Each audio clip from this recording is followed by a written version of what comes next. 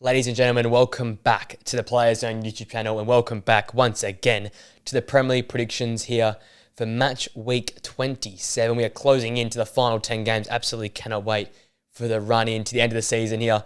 And a massive weekend we've got in football here in terms of the Premier League. A Manchester derby to come. Massive games for all the teams in the top half of the table if they can sort out their spots. And then a few chances here for the likes of Luton to try and get themselves out of the relegation zone after Everton had gained back 5 points of that deducted 10 points. In terms of our prediction points from last week, though, we came into last week with 160 of our prediction points and added 6. So not too bad. It was only a 9-game weekend, so I'll take that. Not my best week after a few great weekends prior to that, but we'll take it. And that takes us to now to 166 prediction points after 26 match weeks. It's not too bad. Need a few more bigger weeks to come, though, as you end the season off.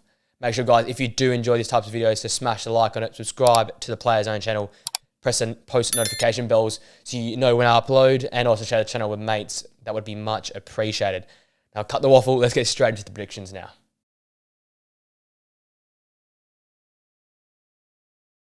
Our first game of the weekend is an all-London clash. It's Brentford hosting Chelsea.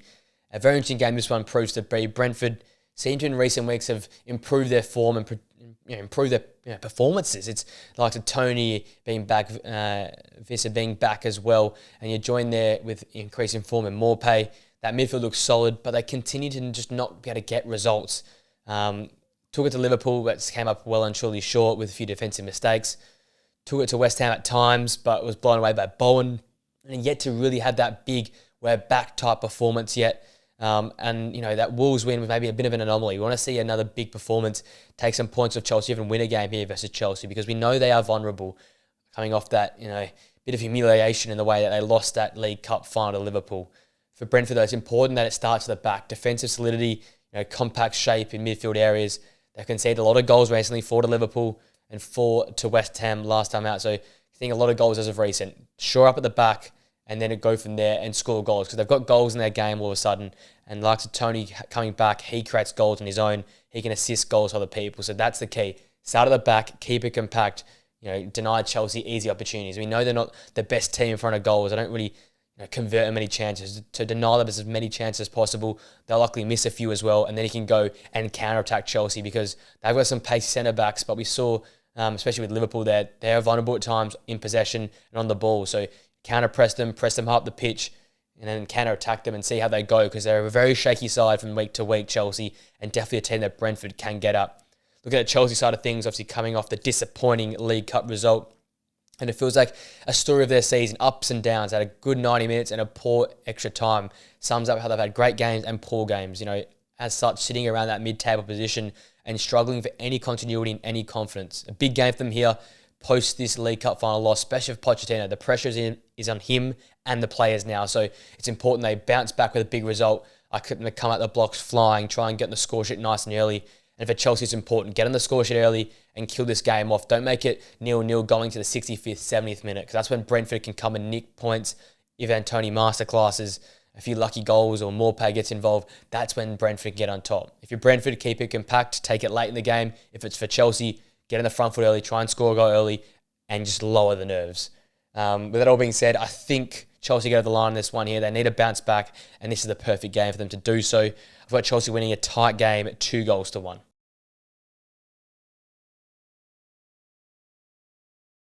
Our next game sees Everton host West Ham in what is a very interesting battle in two teams with contrasting forms at the moment. Everton seem to be a bit unlucky. They can't get the big 3 points in games. Looked at last time out versus Brighton. A terrific start, a great 90 minutes where they held on, defended nice and well, denied Brighton any real clear-cut opportunities. 1-0 up, looking all good for the 3 points. Then right at the end, Dunk gets an important header from a corner, and Brighton salvage a point, and Everton really dropped 2 points. But with that 4 points added back to their total from the 10-point deduction, they now sit 5 points clear of the drop zone. And that might just lift that weight over their shoulders off, and they might be able to play a bit more expressive and back themselves in. We obviously seen since Decore's come back in this side, look like a much better side. I think he's very important to the system they play in terms of transitioning defence into attack. That'll be very important for them versus West Ham. Two teams that like to play without the ball, but I expect in this game West Ham to try and assert their dominance and have more possession. So as such, if they win the ball back either high up the pitch or in defensive areas. It'll be really important for Decore to be a part of that transitional play that Everton can have. A standout player has been Branthwaite. He's got the goal on the weekend, and big clubs are in for him right now. And it's been a great season for him at the back. Him and Tarkowski are building a great, foundational relationship back there. Mikalenko as well. And it's a really solid and set back four at the moment for Everton. I think the defence side of things is going all right. It's if they can score some goals up front. Dominic Calvert-Lewin, Jack Harrison, Dwight McNeil. I expect a bit of a lift from these guys in terms of their performances. They've been okay, but if you want to get yourself well and truly out of the drop zone, these guys need to lift their performances, and they need more of an attacking output.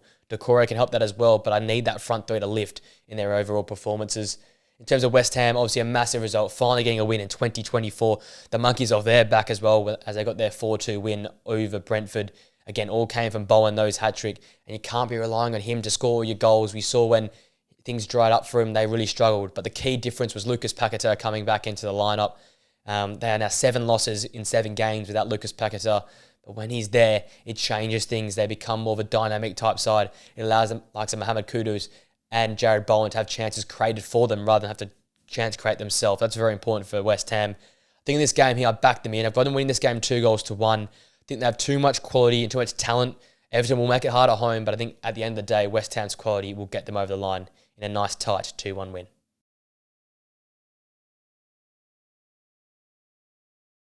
Our next game is in London. It sees Fulham host Brighton in the battle of the yo-yo clubs in many regards. Fulham, obviously, a great performance last time out versus Manchester United, a classic 2-1 win there in stoppage time at Old Trafford. They're obviously backing up their previous performance versus Aston Villa, where they did lose, but a much better performance. This is what we've seen from Fulham all season. A few good games and good performances, followed by a poor performance and getting either battered or losing a one they shouldn't have lost. So really big for this game here for them. Come up against a Brighton side who are also very yo-yo at the moment, but they're at home. Extend this good run of performances to 3, 4, 5 games, and really push yourself up the table. Come to the back end of the season here, try and make a push for top half. I think this recent good runs come on the back of Andreas Pereira's very solid performances. And obviously, Bobby De Cordova-Reid as well from the right flank has been impressive in terms of chance creation and work rate up and down the pitch there, helping out defensively as well. And it's coincided as well with some much better defensive performances. I think they've been quite dodgy at times at the back full of this season, but we've seen a bit more solidity in that defensive region that's helped, and I think the key, we've got to say it, is Mooney's up front as being a physical presence. He can score some goals, and I've said all year, when Fulham like to score two or three goals, they normally win games of football. And we saw on the weekend they did that 2-1 against Manchester United. It was a game where they were very compact in midfield areas. They denied United any sort of real chances and forced United to be out of shape. I know there's a few different injuries and the like, forced United to play a bit differently, but Fulham made it half United, didn't let them just settle, and Fulham often would counter-attack, counter-press, and have equally as good chances as Manchester United. I expect something very similar here versus Brighton. Brighton will want to play on the ball, like a lot of possession, but a lot of nothing possession at the moment. Once again versus Everton, they were in the game in terms of possession and creating the odd chance, but it weren't clear-cut opportunities. There weren't some easy shots at goal, and that's what Brighton have lacked this season overall. Their midfield areas hasn't had that same creativity. You lose Caicedo, you lose Alexis McAllister, you lose that part of your game, and I think it's really come to show this season. I like Bonanotte in the number 10 position. I like what Danny Welbeck can do in terms of creating chance out of nothing up front, but this season there hasn't been enough of that being done, and in the games they do well, they score 3 or 4 goals, they win quite easily. The games they cannot create clear-cut chances and score goals, they normally struggle, like we saw last time out versus Everton. Once again, obviously the key is going to be Pascal Gross in midfield areas there, and also you've got to line a goal scorer, whether it be Ever Ferguson or Danny Welbeck up front. Looks like Matoma's ruled out for the season, so you're going to have to find someone else on the flanks, whether it be Ansu Fati coming back from injury or someone else to join in. I think this will be a very interesting game. I think it's going to be goals and goals and goals. Both defences have been vulnerable at times this season. I'm going for a 2-2 score draw at Fulham. Both teams get on the score sheet. Both teams are equalised at some point late in the game, but it's going to be one of the most exciting games of the weekend.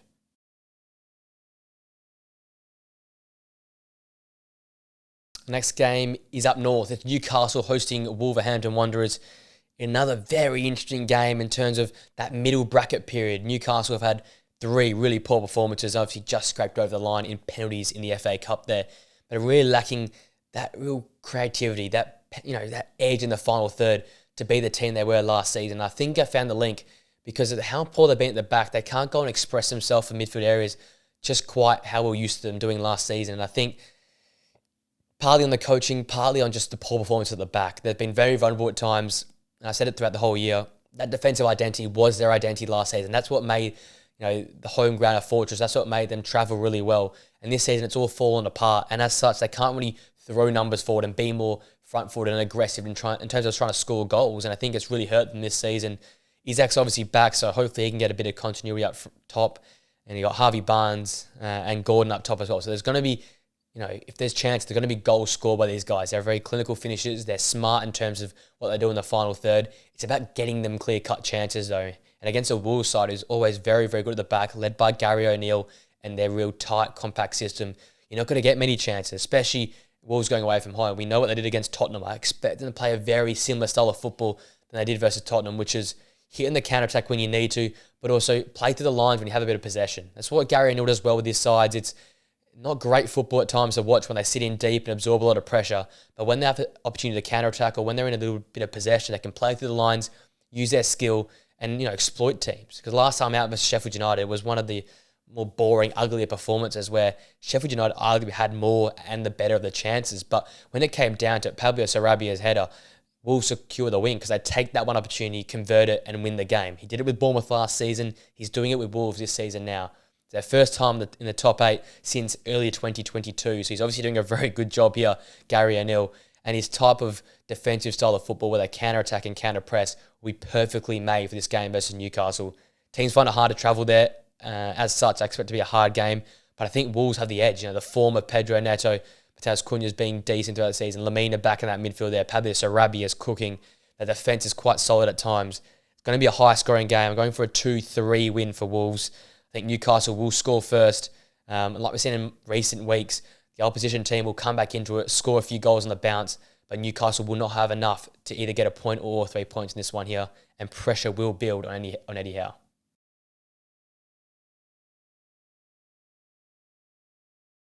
The next game is at the City Ground. It's Nottingham Forest once again at home, hosting Liverpool. What will be a very interesting affair. Both teams obviously playing their FA Cup games. The night as I'm recording this here, it's a bit later in the week. So both teams will be quite fatigued, but especially Liverpool off how many competitions they're currently in. Starting with Nottingham Forest, it's been hit and miss since under Nuno Espirito Santo. A few good performances, but lacking the real results to go and show for it. They're not in the relegation battle, but they're around that area there, and they want to get a big 3 points. Being at home, it's a big opportunity to do that, but they started really poor versus Aston Villa last time out, and that sort of killed that little bit of good momentum they're carrying in to the last few games. Obviously, beating West Ham not too long ago, that gave them that confidence to kick on, but they, like they have all season, they've had a few good results here and there, but doesn't been backed up by really poor performances. If you take out that first sort of 40 minutes or 30 minutes versus Aston Villa, it's a very competitive side that could take that game and make it quite competitive and level and maybe even snatch something from Villa Park. But it was a very poor start, and once you're playing catch-up versus Aston Villa, it's hard, you're never going to get any sort of points out of that game there. So they need to be better starters versus Liverpool. If you're Liverpool, you have to make a quick start because they'll be fatigued. They'll probably be some sort of rotational side put out there. But as they're top of the Premier League, they're really going for this league this season. Just have to find a way to win this game of football. Get as many points as you can before the big guns come back, before that Manchester City game. They've got to get, whether it be a 1-0 or 2-1, they've got to find a way in this game here. And that's the key for me in this game. If Nottingham Forest keeps it compact, keeps it tight, and takes the game late, fatigues this team that's played 3 or 4 games in the last sort of 10 or so days, they can probably nick something out of this game. You think of Alanga, Gibbs-White, Hudson-Odoi, Taiwo Wanyi, all these players who use their pace, use their physicality, they can make the most of this fatigued Liverpool side. Whereas for Liverpool, get going early, get out the gates early, pounce, take the odd chance, and then defend from there on in. You've got a very solid back line, most are back to full fitness. That's where you're best at. Be compact to the back, deny Nottingham Forest chances after you score one early. It's going to be similar to that Brentford game, the fact that it's just one you have to get one and get out the way. It's going to be tight. I'm going with a Liverpool 2-1 win to just get over the line this one here. A late goal, I think, from Harvey Elliott will win them this game.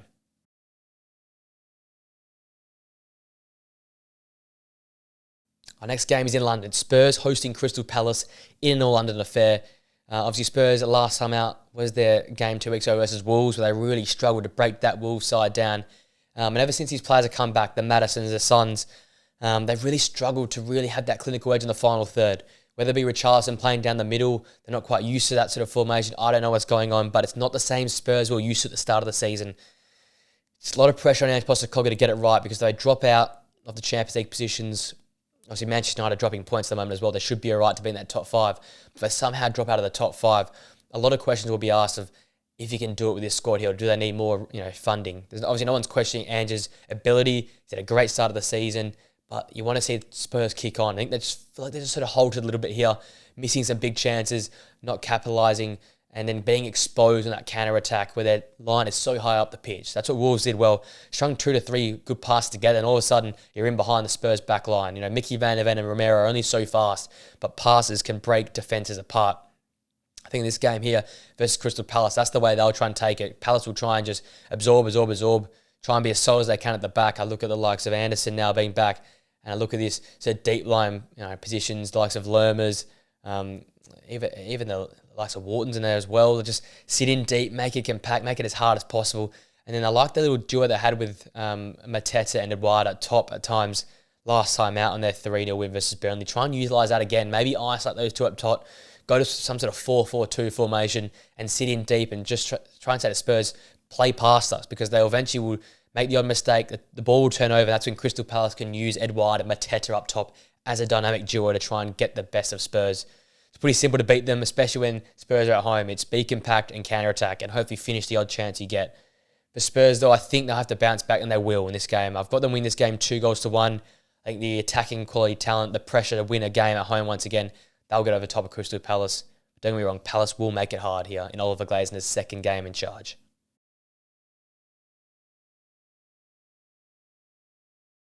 Our next game is at Kenilworth Road as Luton host Aston Villa. It's always a hard one to pick when Luton are at home because they always produce really good performances. Obviously, recently took it to Manchester United. They've beaten Newcastle. They've taken it to City. They've taken it to Liverpool. And they've also taken it to Arsenal. The last game out was that Thursday night fixture versus Liverpool. So they've had a lot of time to rest and recuperate. And then obviously gone and got battered midweek by Manchester City in the FA Cup. So they need a rebound. They need to bounce back. But I think it's an opportunity to do that. And Aston Villa are a very good side. They've been good in the last 2 games. But they know how to attack these big dogs at home. It's, press hard up the pitch when they need to, otherwise sit in, absorb some pressure, allow shots from outside the box, and then play from deep line positions. Utilise Alfie Doughty on the flanks, or Bell, Ogbene, these guys from the wide areas, even Carlton Morris down the middle with Adebayo's back as well. Utilise these guys. They just find ways to create stuff out of nothing. That's why Luton have been so good at home this season. It's, spring the odd counter-attack with the likes of that midfield, maybe Marvis Nakamba in there, Sambi Lakonga, Ross Barkley create from deep lying positions when the ball turns over, or high press up the pitch with the likes of Carlton Morris, Adebayo, Ogbene, Doughty, these guys high press and then win the ball back, or purely just play through the line sometimes when they really like to play their best type of football, lock a team in their own half and then create from wide areas, whip the ball into the box and be a threat. Obviously this Villa side is probably a bit better in terms of defending cross than some of the other bigger teams and top teams in the competition, but you can make it hard for Villa in that way. Cross the ball in, make the game physical and put pressure on this Villa side. In terms of Villa, they've been very good in the last 2 weeks. Obviously a great win versus Fulham, followed by a 4-2 win versus Nottingham Forest. Feel like they've got that mojo back. The balance looks good in midfield, especially with Yuri Tielemans jumping in there. You've got Leon Bailey causing chaos for defence and Ollie Watkins back in the goals. It all seems to be going very, very well for Aston Villa at the moment. It seems like their form has come back. They look at the team at the moment that most likely want that top 4 position. And a few weeks ago, we didn't think we'll be saying that, but they've refound that form. They're playing very, very well. And the key thing is Unai Emery looks like he's worked out how to make this squad tick in terms of playing at a bit more high pace to get the best out of them. I think here, despite Luton and the problems they can cause big teams at home, I've got Aston Villa winning this game 3-0. I think it'll be a bit of a cruise once the first goal goes in.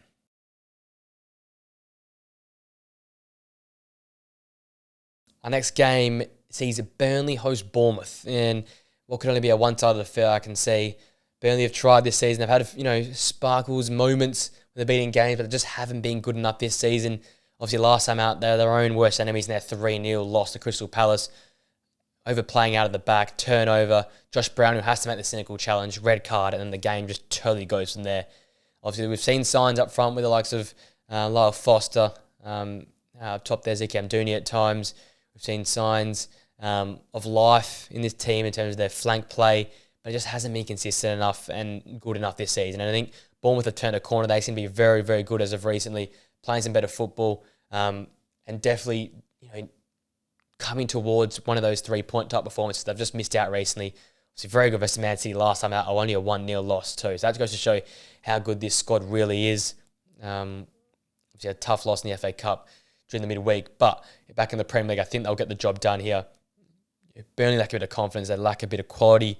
And I think Bournemouth, with the way they play their football, super good in possession, like so Ryan Christie, Lewis Cook in midfield areas, Semenyo coming back looking in good form, Tavernier on the other side looking in great form, and obviously Solanke is a goal-scoring machine. I think they'll just get the better of Burnley here.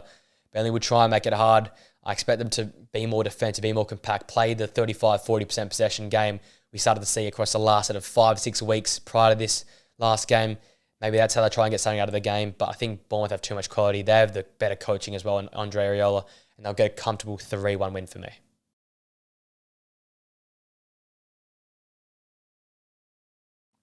Arguably the biggest game of the weekend, the game we'll be doing the live watch-along for, is the Manchester derby. Manchester City hosting Manchester United. And unfortunately, I can only see this game going one way. Normally I can try and make it out to be a big game, but Man City, end of the season, Man City, we know what they're all about. And that's what came last time out. They beat Bournemouth 1-0. They were not convincing. They didn't play their best football. But you know what champions do? They win games like that. And Haaland's had a bit of a dry spell, and I thought, you're going to come and score goals for fun, whether it be the FA Cup or against Manchester United. But he went and scored 5 versus Luton. So he's totally back in form. When people think him and De Bruyne weren't clicking, De Bruyne goes and makes 4 assists for Erling Haaland in the FA Cup. So that link is totally back. Phil Foden's been ridiculous this season. 16 goals in all competitions. He's firing at all cylinders. That back line's looking very, very solid. They denied Bournemouth a lot of key chances. Edison in goal denied Bournemouth almost a certain goal towards the end of the game there as well. So this Man City team is good all over the park. You can't really find a weak spot with Rodri in there alongside De Bruyne, whether it be Bernardo Silva, Matheus Nunes in there, Phil Foden off the flanks, Erling Haaland in the middle. There's too much for United to handle. Obviously, without Rasmus Haaland, there's no clear hold-up player. I'm not a fan of Marcus Rashford. He doesn't track back or work hard enough, and especially in a game like this versus Manchester City, you're going to have 30, even 20 sort of percent possession of the ball. You have to be really, really good, compact, and energetic, and work hard for each other. But Manchester United do not work hard enough.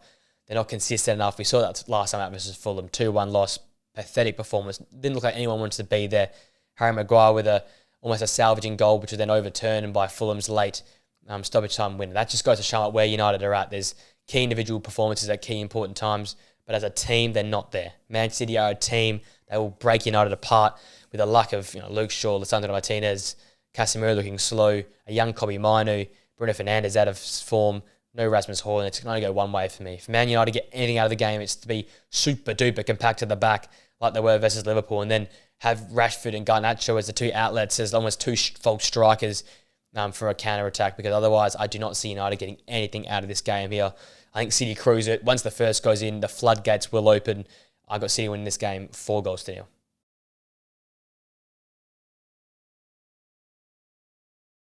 And our final game of the weekend is also, unfortunately, a bit of a one-sided affair. I say this most weeks, Sheffield United, but they host Arsenal, who's probably the form team of the competition at the moment. Sheffield United obviously probably put together one of their better performances last time out versus Wolves in their 1-0 loss. But once again, James McAtee, Souza, even Gustavo Harmer, just all of them, even Brewster up front, missed key opportunity in this game. They had opportunity to score 2 or 3 versus Wolves. Wolves are not at their best, yet they couldn't put any away, and they conceded once again off a very good cross, but defending that sort of cross into the box very poorly once more.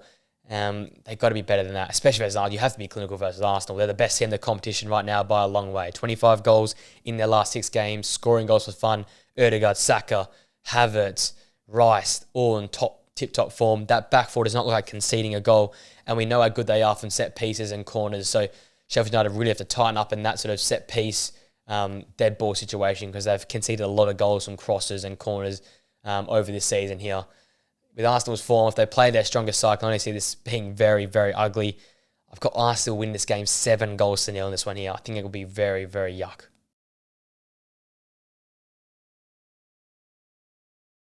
With that all being said, ladies and gents, that brings my predictions for match week 27 to an end.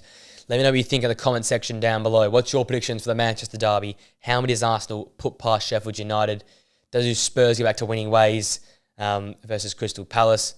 There's so many different plot lines going on currently in the Premier League. And do Liverpool get a tough win away to Nottingham Forest. So many different storylines. Obviously, the top three all going for the Premier League title, separated by 2 points.